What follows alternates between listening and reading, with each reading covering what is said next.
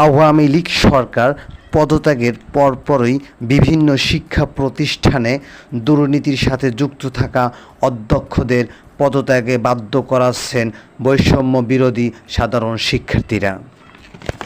তেমনি ঘটে গেল ভিন্নধর্মী একটি ঘটনা।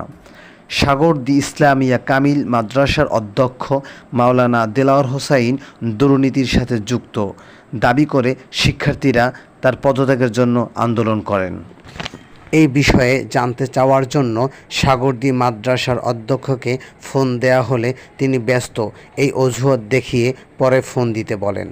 পরে ফোন দিলে তাকে আর ফোনে পাওয়া যায় না। বিস্তারিত বরিশাল থেকে রহমাতুল্লাহ সিদ্দিকীর প্রতিবেদনে। এই মুহূর্তে আমরা যুক্ত হয়েছি সাগরদী ইসলামিয়া কামিল মাদ্রাসা থেকে। আপনারা দেখতে পাচ্ছেন যে আমার পিছনে এখানে ছাত্ররা আন্দোলন সংগ্রাম করতেছে।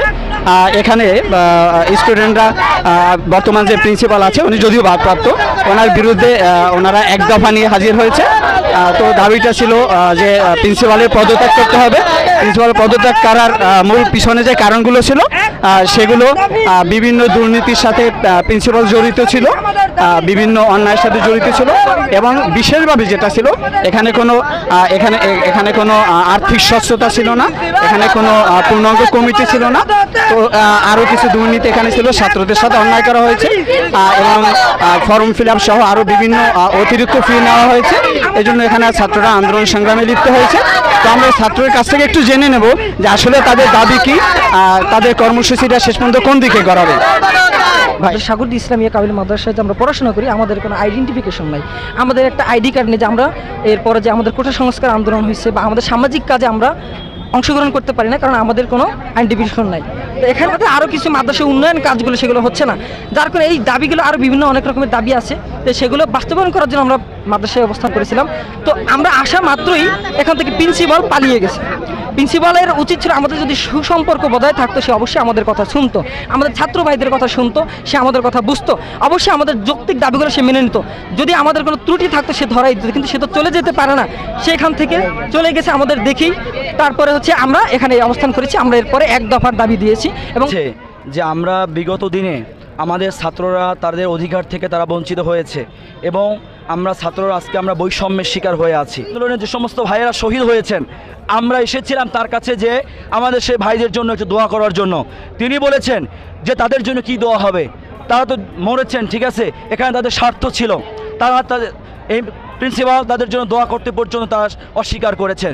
এবং যখন আমাদের দেশ স্বৈরাচার মুক্ত হয়েছে আমরা তাকে এসেছিলাম মিষ্টি খাওয়ানোর জন্য, কিন্তু সেখানেও তিনি আমাদের ছাত্রদেরকে তিনি অপমান করেছেন, অপদস্থ করেছেন।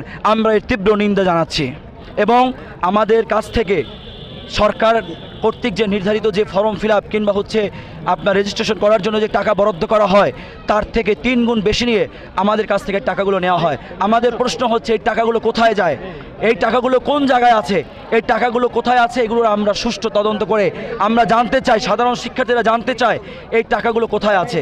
এবং মাদ্রাসার জন্য মাদ্রাসার কোনো ব্যাংকিং হিসাব নেই, মাদ্রাসার কোনো ব্যাংকিং হিসাব নেই এবং মাদ্রাসার কোনো আপনি দেখবেন যে উন্নত কোনো কাজ, কোনো সংস্কার মাদ্রাসা ইতিপূর্বে হয় নাই বিগত 10 থেকে 15 বছর।